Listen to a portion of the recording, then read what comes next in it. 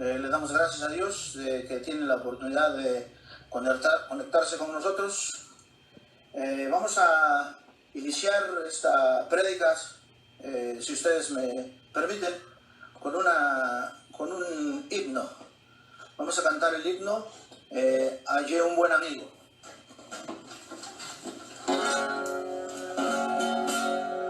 Hallé un buen amigo, mi amado Salvador, contaré lo que él ha hecho en mí. Hallándome perdido e indigno pecador, me salvó y hoy me guarda para sí. Me salva del pecado, me guarda de Satán, promete estar conmigo hasta el fin. Él consuela mi tristeza, me quita todo afán, grandes cosas Cristo ha hecho para mí. Jesús jamás me falta, jamás me dejará, es mi fuerte y poderoso protector. Del mal de la vanidad, para consagrar mi vida al Señor. Si el mundo me persigue, si sufro tentación, confiando en Cristo puedo resistir. La victoria me asegura y elevo mi canción, grandes cosas Cristo ha hecho para mí. Yo sé que Jesucristo muy pronto volverá, y entre tanto me prepara un hogar. En la casa de mi Padre, mansión de luz y paz, fue el creyente fiel con él ha de morar. Y cuando esté en la gloria, ningún pesar tendré, contemplaré su rostro siempre allí. Con los santos redimidos, gozoso cantaré, grandes cosas Cristo ha hecho para mí.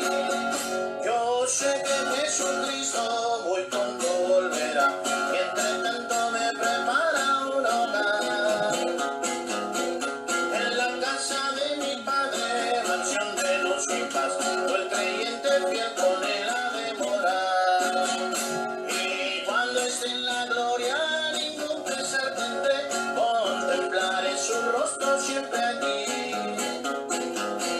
Con los santos redimidos, gozoso cantaré, grandes cosas Cristo ha hecho para mí. Grandes cosas Cristo ha hecho para mí. Grandes cosas Cristo ha hecho para mí. Amén, amados santos de Dios. Vamos a hacer una lectura bíblica antes de comenzar. La lectura está en el libro del Eclesiastés, como ustedes lo pueden mirar ahí en el título. Eclesiastés capítulo 12, versículo 9 al 14. La palabra de Dios dice así: y cuanto más sabio fue el predicador, tanto más enseñó sabiduría al pueblo, e hizo escuchar, e hizo escudriñar, y compuso muchos proverbios. Procuró el predicador hallar palabras agradables y escribir rectamente palabras de verdad. Las palabras de los sabios son como aguijones, y como clavos hincados son las de los maestros de las congregaciones, dadas por un pastor. Ahora, hijo mío, a más de esto, sea amonestado. No hay fin de hacer muchos libros, y el mucho estudio es fatiga de la carne. El fin de todo el discurso oído es este: teme a Dios y guarda sus mandamientos, porque esto es el todo del hombre. Porque Dios traerá toda obra a juicio, juntamente con toda cosa encubierta, sea buena o sea mala. Amén. Dios añada bendición a su palabra. Vamos a hacer una oración antes de iniciar. Dios Todopoderoso, le damos gracias, Señor, en esta hora que nos permite compartir, Padre Santo, su palabra. Señor, ponga usted sabiduría en mi corazón, permita que de mi boca salga un mensaje suyo, Señor, y permita que los que escuchan sean edificados, sean transformados y algunos que se vuelvan de su mal camino, Señor. Gracias, Señor, le damos por su palabra que nos ha dado. Gracias porque nos da la voz para poder mencionarla con fortaleza, Señor. Y gracias, Señor Santo, por la bendición que nos da de poder compartir su palabra. Bendito Dios, glorifíquese, Señor, en nuestras vidas, glorifíquese en mí, en mis hijos, Señor, en mi esposa y en todos los hermanos y amigos que nos están mirando. Bendígalos a todos, Señor Santo, y sea su nombre de Dios bendito de hoy y para siempre, porque en Cristo Jesús oramos. Amén. Hermanos santos de Dios, vamos a hablar acerca de la voluntad de Dios. ¿Cómo puedo yo conocer la voluntad de Dios? ¿Estoy yo cerca de la voluntad de Dios o estoy fuera de la voluntad de Dios? ¿O estoy dentro de la voluntad de Dios? Es importante, hermanos, es importante saber distinguir entre la voluntad de Dios, el plan de Dios y el llamado de Dios. Amados santos del Señor,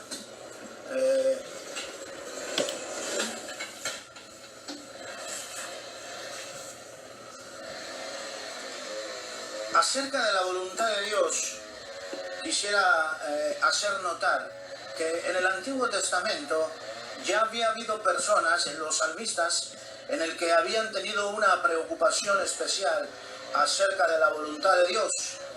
En el Salmo 40, versículo 8, dice: el hacer tu voluntad, Dios mío, me ha agradado, y tu ley está en medio de mi corazón.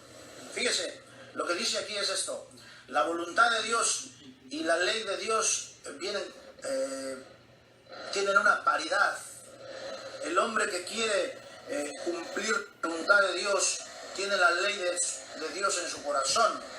Aunque la Biblia enseña que todos tenemos que la voluntad de Dios está en el corazón de los hombres, porque hay una ley moral que todos obedecen. Pero el ser humano que desea cumplir la voluntad de Dios, dice el Salmo que tiene la ley en su corazón. En el Salmo 143, versículo 10, dice: enséñame a hacer tu voluntad, porque tú eres mi Dios. O sea, aquí está diciendo: enséñame a hacer tu voluntad, porque tú eres mi Dios. El Señor Jesucristo también tenía una preocupación por cumplir la voluntad de Dios. Dice en Juan 4:34, dice: mi comida es que haga la voluntad del que me envió y que acabe su obra. O sea que el Señor Jesucristo tenía esa preocupación. Dice en Juan 6:38, el Señor Jesucristo está diciendo eso. Dice: porque he descendido del cielo no para hacer mi voluntad, sino la voluntad del que me envió. La voluntad de Dios es para todos. La voluntad de Dios es espiritual. Cuando una persona está fuera de la voluntad de Dios, todo lo que hace es basura. Estábamos hablando acerca de la voluntad de Dios, y la voluntad de Dios se puede conocer de 7 maneras diferentes, o digámoslo de otra manera: existen 7 puntos que forman parte de la voluntad de Dios. El primer punto acerca de la voluntad de Dios es que Dios no quiere que nadie perezca. Ese sería el primer punto.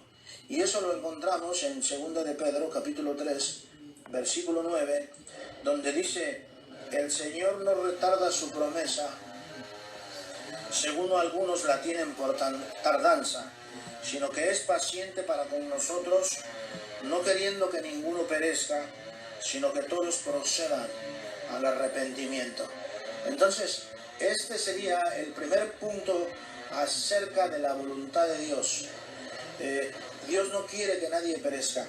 En el libro de Ezequiel, en el capítulo 33, y en Ezequiel 18, 23, ya había habido en el Antiguo Testamento observaciones que Dios hacía acerca de los impíos. Él decía que Dios no quiere que el impío muera, sino que se vuelva de su mal camino. Entonces, el primer punto acerca de la voluntad de Dios es precisamente eso, que nadie perezca. El segundo voluntad de Dios es que gracias a Dios en todo.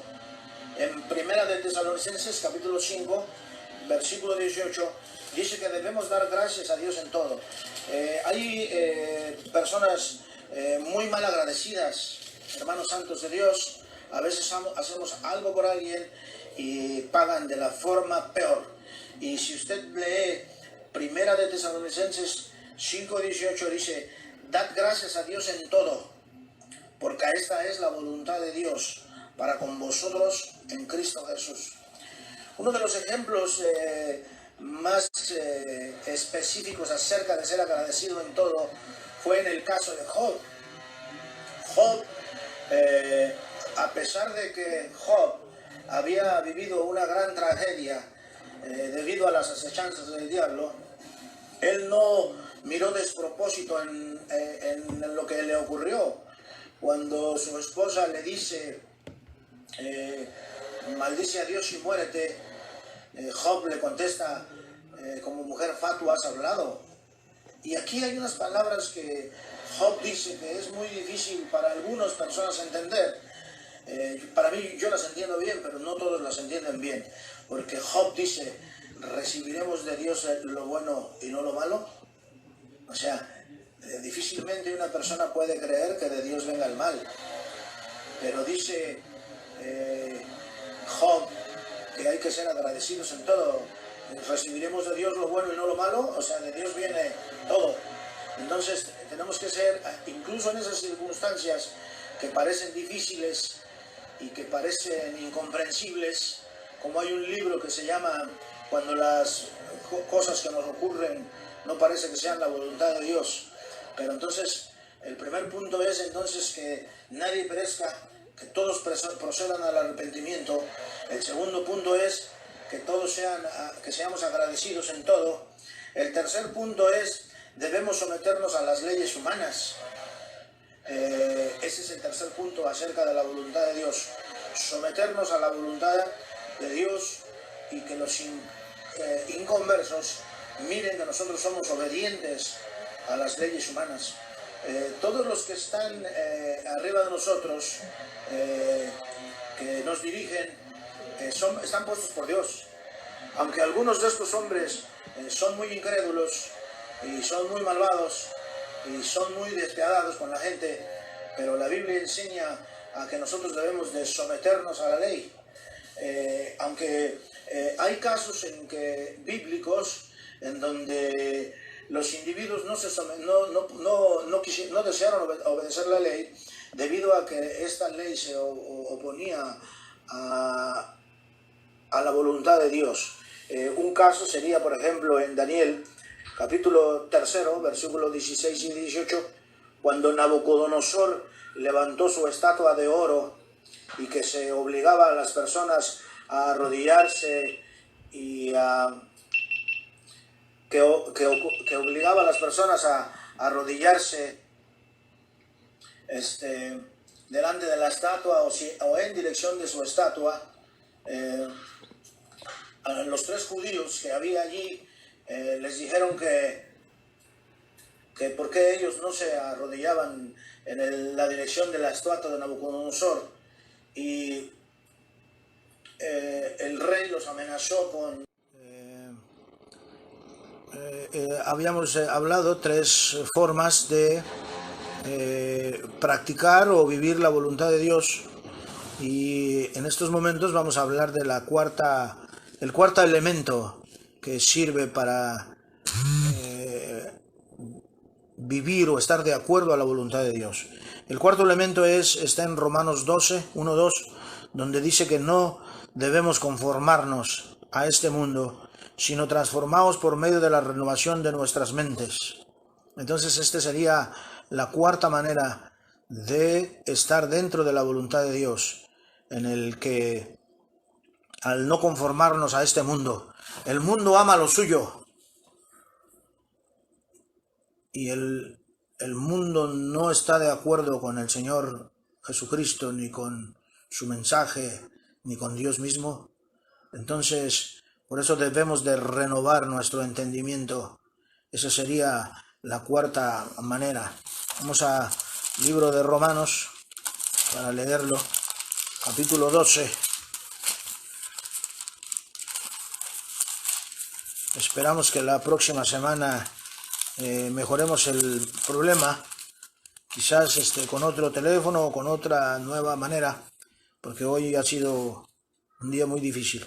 Pero dice en el libro de los Romanos, en el capítulo 12, versículo 1 y 2, dice: así que, hermanos, os ruego por las misericordias de Dios que presentéis vuestros cuerpos en sacrificio vivo, santo, agradable a Dios, que es vuestro culto racional.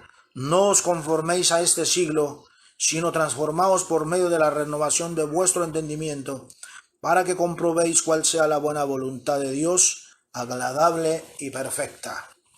Hay un dicho común que la gente dice acerca de que un clavo saca otro clavo. Y eso es algo que tiene lógica. Un clavo saca otro clavo. Así igual. Los pensamientos de Dios van a sacar tus pensamientos. Si tú escudriñas la Escritura, si tú la lees, si la Escritura llena tu memoria, gobierna tu corazón y dirige tus pies, los pensamientos de Dios sacarán tus pensamientos. Por eso en el libro de Romanos dice que no debemos conformarnos a este siglo, sino transformaos. Algunas veces cuando veo a cantantes mundanos, cómo la gente los alaba, cómo la gente les aplaude, y siempre llega a mi mente ese razonamiento cuando dice: el mundo ama lo suyo y el mundo no quiere saber nada de nosotros, no quiere saber del cristianismo. El punto número 5 es que Dios desea nuestra santificación.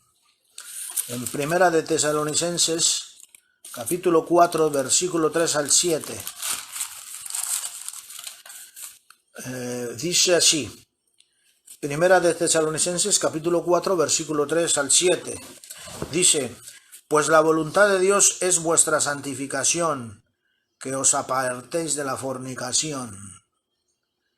Fíjese cómo aparece la palabra: pues la voluntad de Dios es vuestra santificación.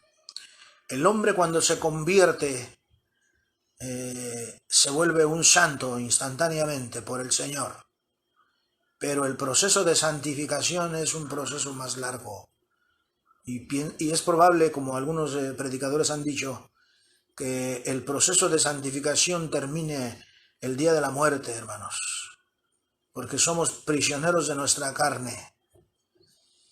Y por más que nos esforcemos en no pecar, he estado en grupos de oración y ahí en un grupo de oración y ahí me llegan malos pensamientos.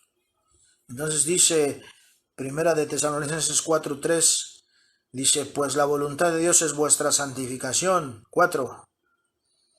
Que cada uno de vosotros sepa tener su propia esposa en santidad y honor, no en pasión de concupiscencia como los gentiles que no conocen a Dios.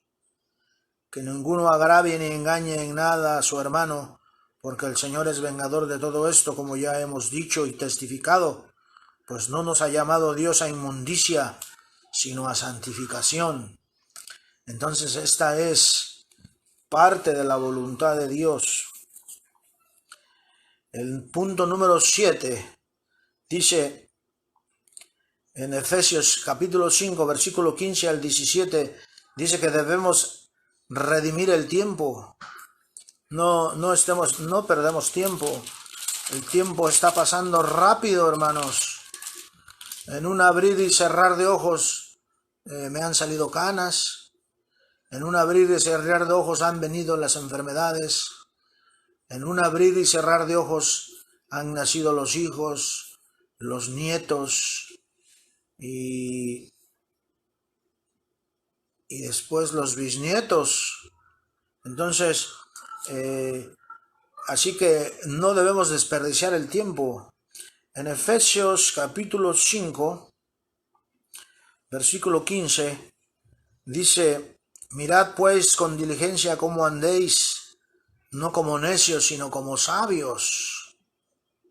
Entonces, hay necedad natural en las personas, pero dice que no debemos de andar como necios, sino como sabios, aprovechando bien el tiempo, porque los días son malos.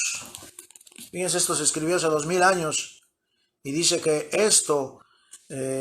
los días son malos. Y dice en el versículo 17, por tanto, no seáis insensatos, sino entendidos de cuál sea la voluntad del Señor. En todos estos versículos que estamos viendo, aparece la palabra la voluntad del Señor. Y dice que Dios desea que no estemos desperdiciando tiempo. Algunos hombres millonarios dicen que no de desperdiciar tiempo ni dinero. Y aquí igual, nosotros debemos de hacer igual. No desperdicies tiempo, porque el tiempo es malo. Otra parte que pertenece a la voluntad de Dios, hermanos, es que nuestro servicio debe de venir del corazón. Debemos de agradar a Dios en lo que hacemos. Si te toca cantar un canto, prepárate, porque vas a cantar para el Rey. Si te toca leer un texto bíblico, prepárate, porque vas a leer la palabra del Señor. No improvises para Dios. Enseñé matemáticas desde que yo era muy joven, cuando hice mi servicio social allá en el Distrito Federal, y casi desde que yo era un muchacho me di cuenta al enseñar matemáticas que las personas que daban una mala clase eran los que no se preparaban. Entonces siempre traté de preocuparme por prepararme, para preparar mis clases y poder dar una buena cátedra para mis alumnos que eran jóvenes.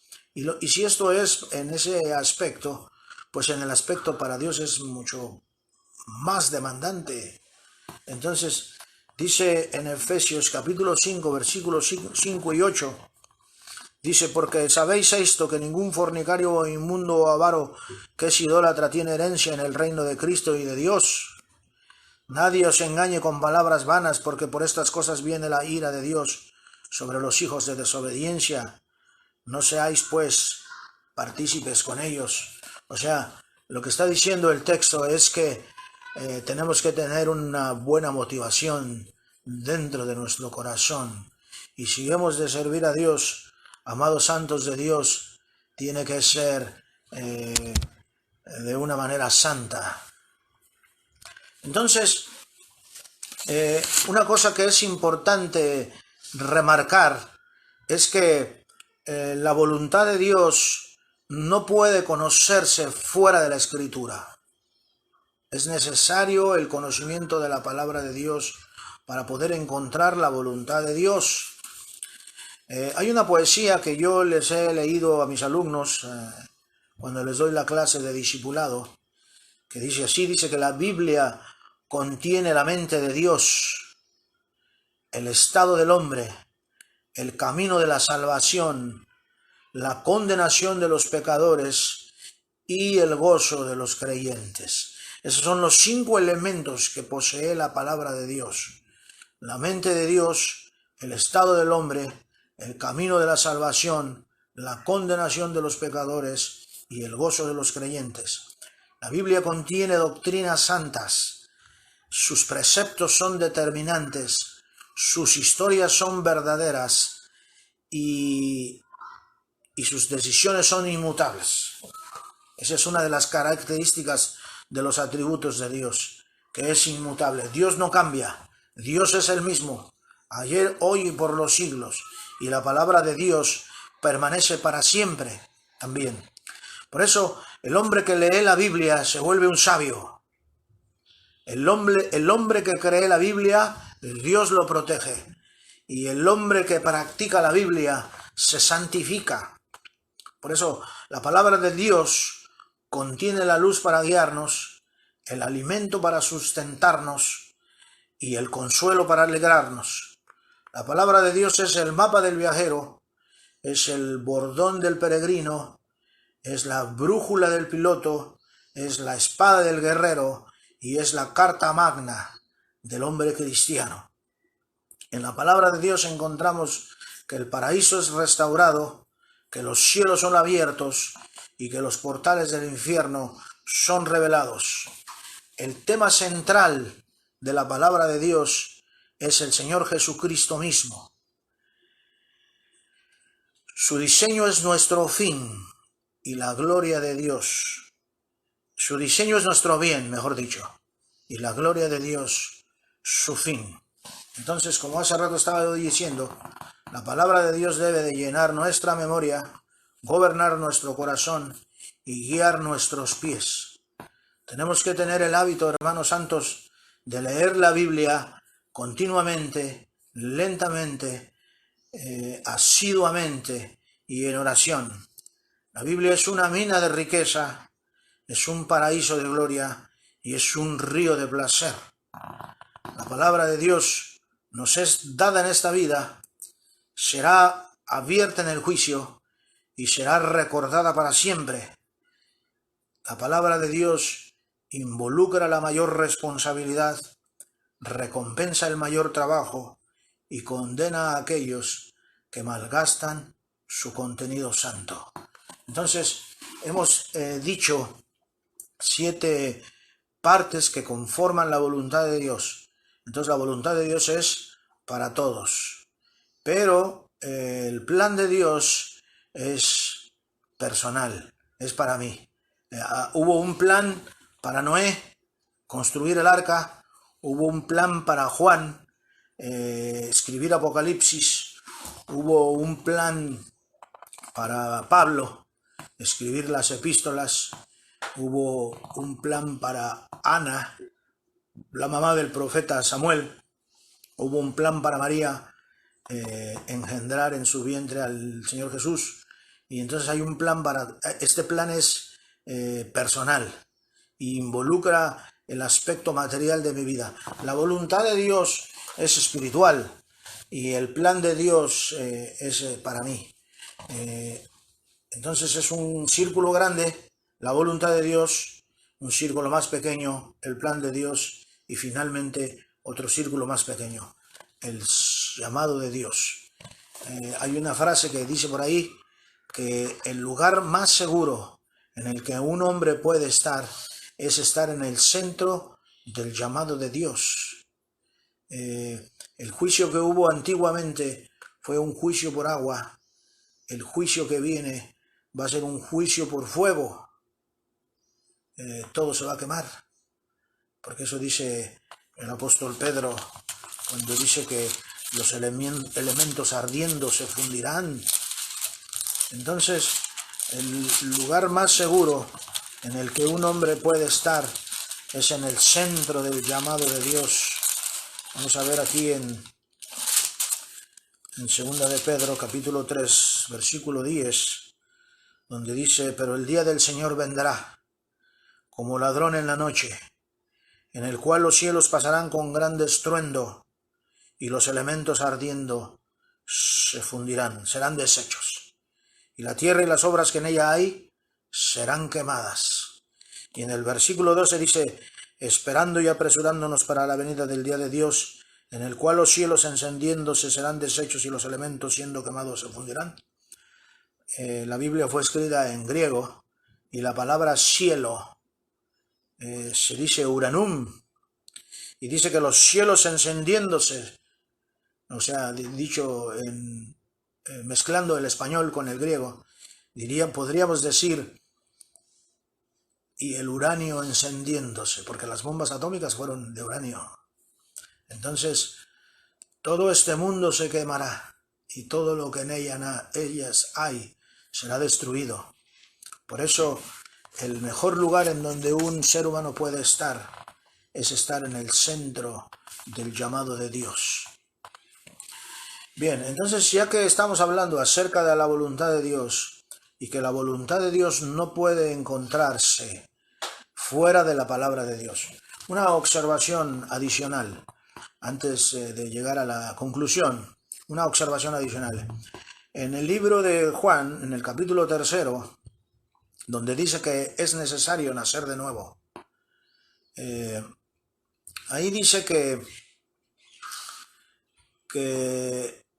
si tú no entiendes las cosas terrenales, ¿cómo vas a entender las celestiales? Entonces es necesario nacer de nuevo.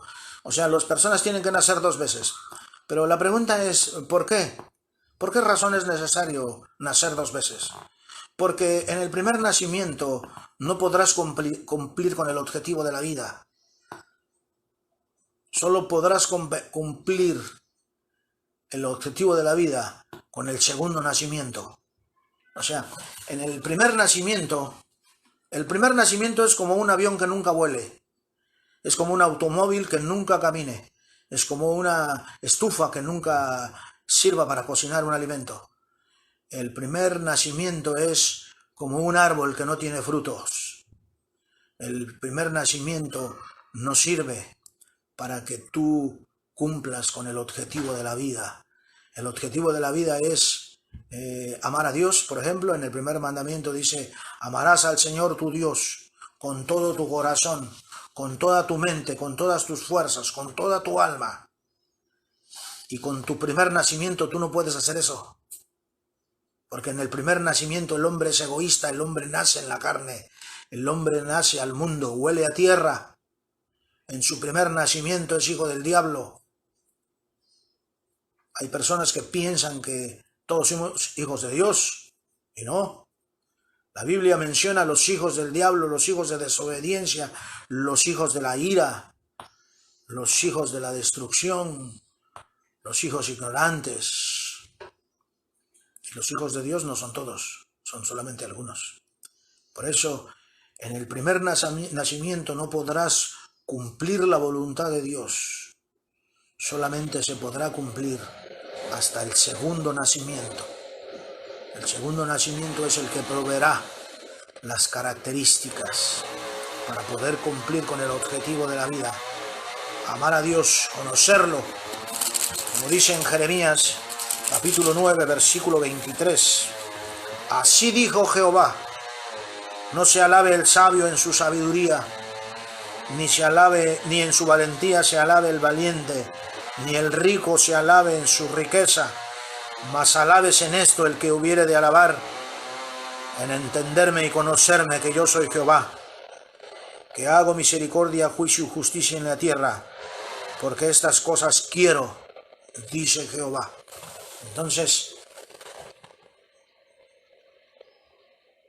el hombre no puede conocer a Dios con su primer nacimiento. Es necesario el segundo nacimiento. Y así como hay 2 nacimientos, también hay 2 muertes. Dice la Biblia que cuando el Señor Jesús venga y los que sean redimidos por su sangre, que estén vivos, van a ser juntamente con Él arrebatados y gobernarán por 1000 años. Y dice, y que serán sacerdotes del Dios Altísimo. Y dice que estos no sufrirán la segunda muerte. Así que hay 2 nacimientos y hay 2 muertes. Usted sabe, por ejemplo, cuando Raquel tiene el parto y está naciendo Benjamín, dice que el alma se le salió, pues murió. Entonces, la palabra muerte significa separación. Se separa el cuerpo del alma. Entonces, la segunda muerte es una separación de Dios. En la primera muerte se separa el alma del cuerpo.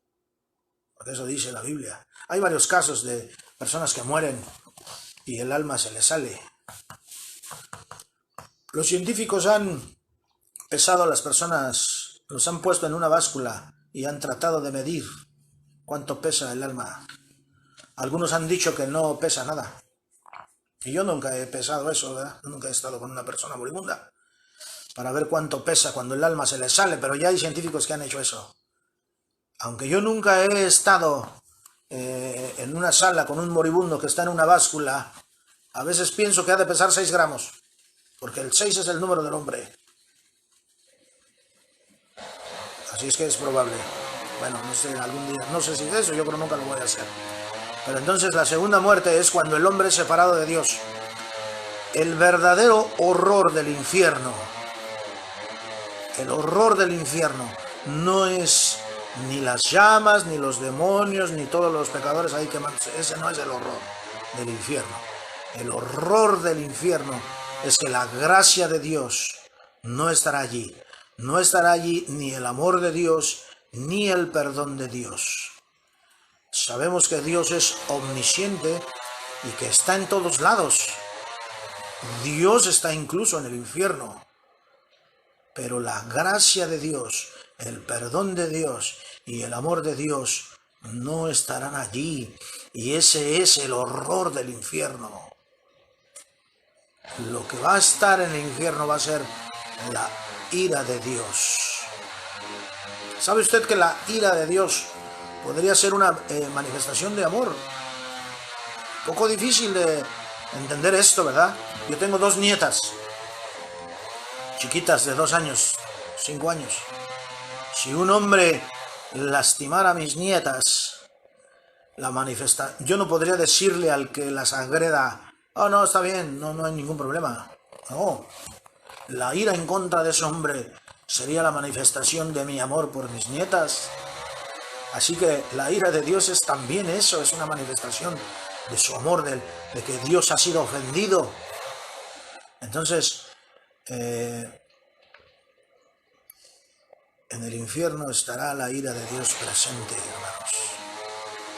Por eso, el hombre que no teme al infierno es aquel que ha abrazado el Evangelio del Señor Jesucristo y es aquel que ha corrido hacia la fe en el Señor Jesucristo. Entonces, cuando el Señor Jesús se bautizó, dice que el Espíritu Santo descendió en forma de paloma y que se oyó una voz que decía, este es mi Hijo amado en quien yo me complazco, en quien yo tengo complacencia. Entonces, la única manera para agradar a Dios el Padre es a través del Señor Jesucristo. No hay otra forma, no hay otra manera. Entonces, tengo que tener, había un predicador que se llamaba Leonard Ravenhill, que él decía, preocúpate porque tú tengas tu mente y tu alma glorificada cuando estés delante de la presencia de Dios. Tiene sentido porque con este cuerpo yo no puedo estar en la luna. Y en la luna este cuerpo no sirve para nada, me moriría instantáneamente. Y la casa de Dios está hasta el 3er cielo. Entonces con este cuerpo no se puede. Tiene que haber un cuerpo glorificado. Como dice el libro de Romanos, que Él nos glorifica. Vamos a mirarlo aquí inmediatamente. Romanos 8. Dice, y sabemos que a los que aman a Dios todas las cosas les ayudan a bien, esto es a los que conforme a su propósito son llamados. Entonces, hay una voluntad de Dios, un plan de Dios y un llamado de Dios.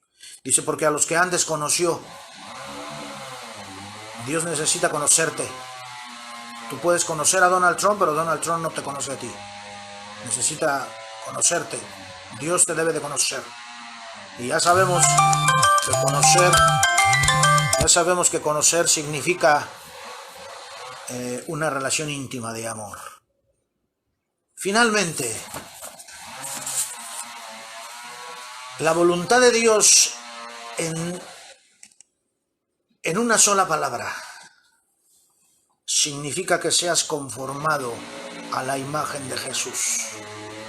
Ese es ya el broche. En el libro de Colosenses, capítulo 1, versículo 28. Vamos inmediatamente. Colosenses. Dijimos muchos elementos, 7 elementos. para la voluntad de Dios. Pero vamos a decir uno solo, que encierra a todos.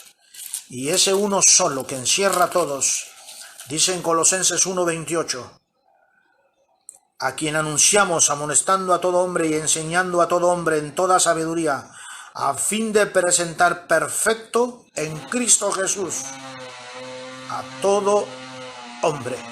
En esto encerramos la voluntad de Dios. Debemos conformarnos a la imagen de su Hijo. En Efesios 4, versículos 13 y 15, a un varón perfecto, a la medida de la estatura de la plenitud de Cristo. Entonces, aunque he dicho cuál es la voluntad de Dios y las partes que lo conforman, finalmente cerramos en todo. Concluimos que la voluntad de Dios es que yo sea como Jesús. Así como he dicho que el horror del infierno es que el perdón y el amor de Dios no estarán allí, en el cielo va a ser algo similar. Bueno, pero todo opuesto. En el cielo conoceremos el amor perfecto de Dios y lo sentiremos y lo palparemos.